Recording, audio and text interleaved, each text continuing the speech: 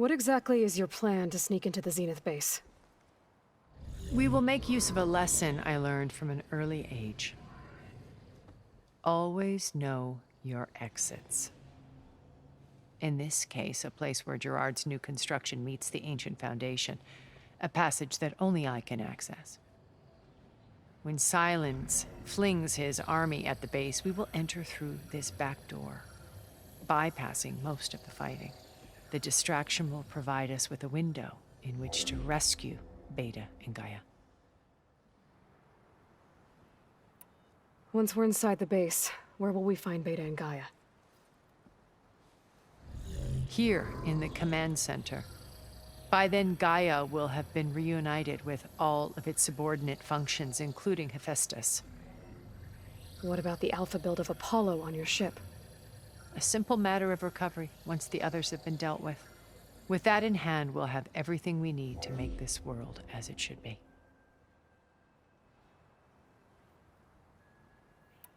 My old focus.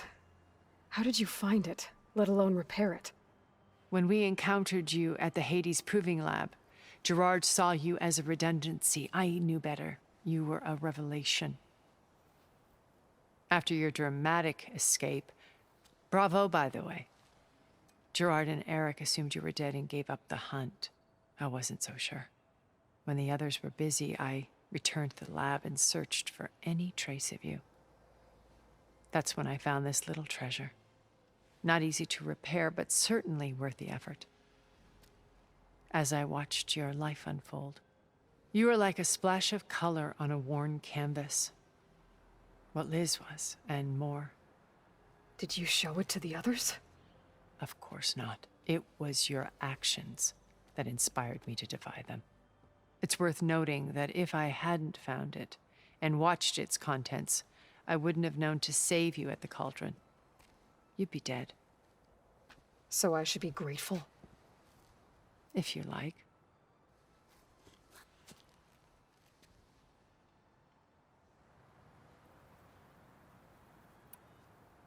So you know all about me. What about you? What would you like to know? Well, start with your life on Earth. When I was 8, terrorists flooded my home city. Thousands drowned, my parents included. I was one of the few who survived.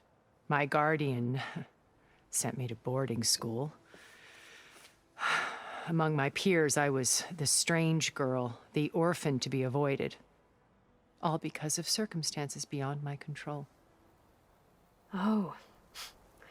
So we're a lot alike, huh? Aren't we? You were an outcast.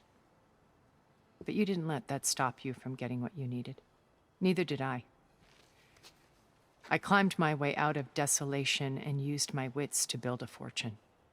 First, from the technical analysis of art and the detection of forgeries. Profitable expertise in those days. But as it turned out, the software I developed was even more useful for counterintelligence. From there, it was only a short step to gathering extremely valuable intelligence on my own. You were a spy? More like a service one could turn to for information. I had to remain anonymous, of course, to protect my privacy. But despite that anonymity, Far Zenith inevitably sought me out. What happened when Far Zenith approached you? They painted an irresistible vision of humanity's future. One where we need not fear illness or death, where we explored the furthest reaches of the stars and thrived. It was only later that I realized that they only intended to bequeath this future to the rich and powerful. By the time I finally figured it out, the walls were closing in, Pharaoh's machines were devouring the earth. So I accepted Far Zenith's invitation to a berth on the Odyssey. I wanted Liz to come, but she had nobler plans, as you well know.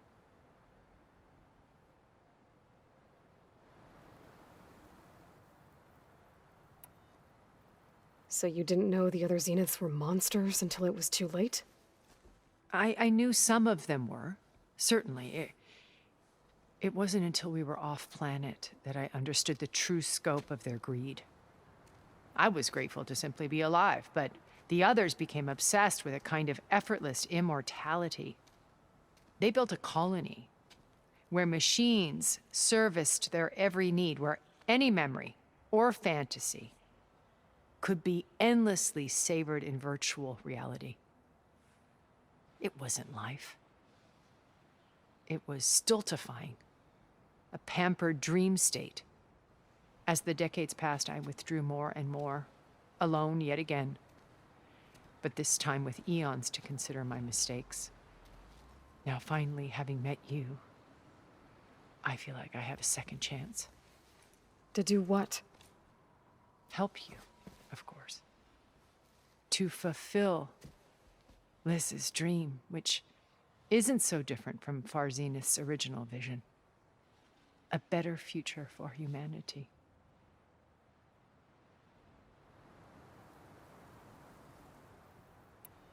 So you knew Elisabet. What was she like? Liz was everything she was. I see in you. And more. Your ingenuity, your determination, your moral compass. You've managed to distill her greatest qualities and make them your own. I'm not asking about me. Tell me about Elisabet.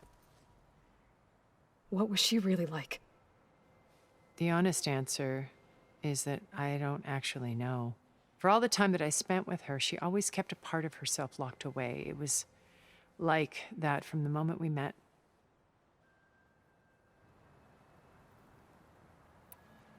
So when you met Elisabet, she was what? Distant? Aloof? Not aloof. Not exactly. It was a summit in Paris about machine learning, a touchy subject in those days, because regulatory authorities were just starting to clamp down on AIs. Liz gave the keynote address. She had already achieved great renown for her work in automated environmental reclamation. But in her address, she was just starting to imagine the next step. An AI-driven system that wouldn't just act on its programming, but actually take responsibility for its sphere of influence. To care about life. Not just follow orders. Revolutionary stuff. I was fascinated. And I wanted to meet her for a long time. I watched her after her talk. She had spoken with such moral authority, such empathy. But after that, she retreated. I could tell she felt uncomfortable with all of her admirers. It was as if giving the talk had cost her something. I didn't want to be a pest, so I planned my approach carefully. So how did you finally approach Elisabet after her talk? I picked the right moment. The morning of the next day, right as she came back to the conference, she had just had her coffee. She was fresh, rested. It was like she had braced herself for the onslaught of colleagues. I asked if I could walk with her, then put forth a question about her talk that I thought was intelligent. Her answer made me realize it wasn't, but she was very welcoming. Almost as if we were previously acquainted. It was only halfway through the conversation that I realized she knew exactly who I was. It was quite a shock to me. My business was trafficking in secrets, and I took great pains to protect my anonymity. So that was Liz, perpetually one step ahead.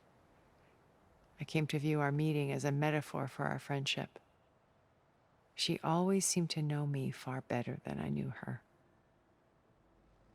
I guess I know the feeling.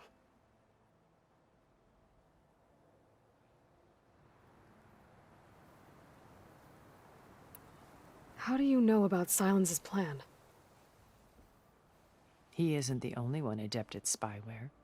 You hacked his focus? No, he's too careful for that. But his subordinates? Not so much. He gave additional focuses to the tribals he branded the Sons of Prometheus. The ones working with Regala. By tapping their focuses, I learned about most of his dealings. The distribution of override technology, the arming of Tanakh rebels, and the secret pact with Regala to attack Gerard's base. But how did he come up with a weapon that can take down your shields? That's the one thing I haven't been able to figure out, but however he did it, I'm quite certain it will work. With it and the Tanakh army, victory seems to be within his grasp. Such a shame he'll be disappointed.